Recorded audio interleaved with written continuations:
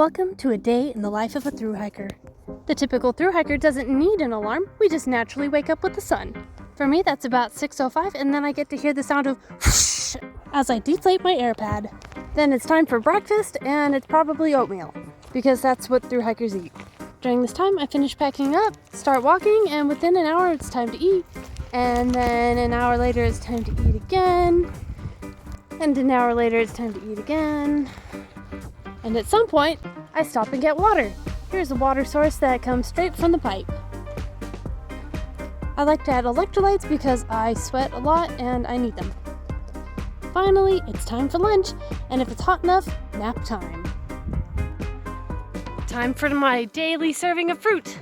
Today it's pineapple, and it's so delicious. Then time for another snack, and then another. Then finally at sunset, which is around 9 o'clock right now, we set up camp, eat dinner, and go to sleep. The end. And so I continued on to Leodor. This section was frustrating, but had beautiful views. So I was just trying to get water, and rinse off my sleeves and stuff. I've got like 12 miles to the next water. Of course, I'm being attacked by flies. Not as much as the other day. Decent amount. Trying to put my pack on, and suddenly something like stings me in the armpit. I'm looking around, or feeling around my shirt, can't find anything. Give up, like maybe I'm hallucinating it. Put my arm down again, get stung again. Like a couple centimeters away from the first spot. Go searching through my shirt again. An ant got in my shirt and was stinging me. Ugh. It's so uncomfortable. Can I just say that 200-foot contours on a contour map it's one, not very helpful. Two, it's deceptive. Looking at the maps like, oh, this looks pretty flat. It looks really flat.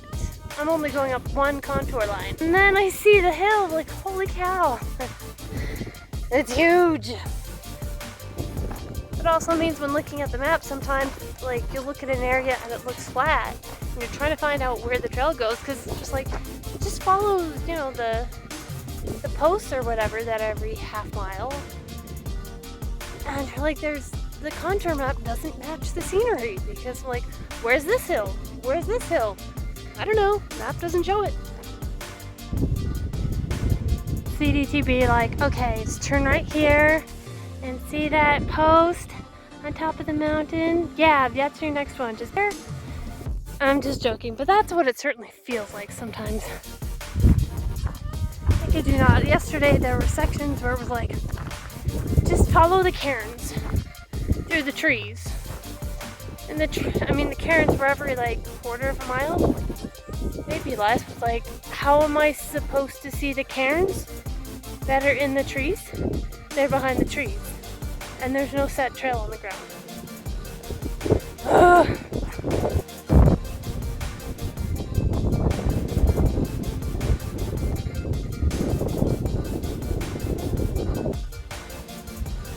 Looks like the afternoon thunderstorm is on its way. I need to hurry and get over this peak.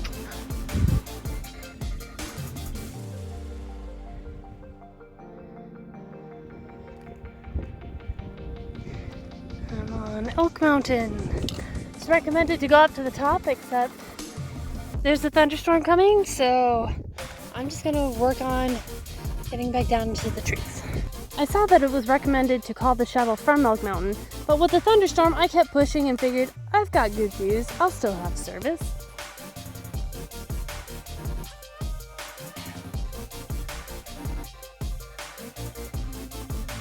And of course I didn't feel safe making a phone call while walking on a steep ridge.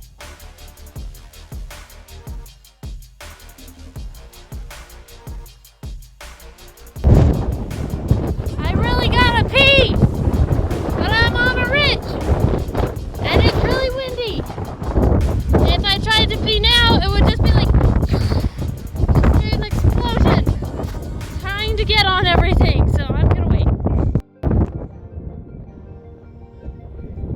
See the trail.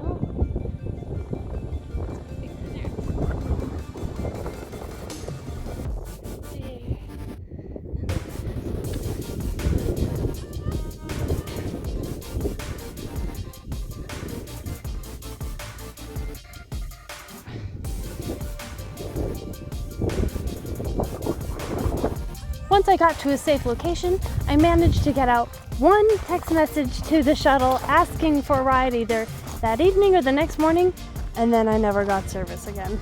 So I never confirmed with the shuttle. So I started using my Garmin InReach to message Michael, and when he didn't respond, then message Katie to call the shuttle, and she didn't respond, and I didn't know what to do after that.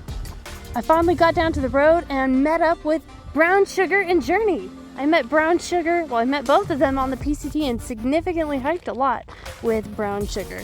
It was so exciting to see them again.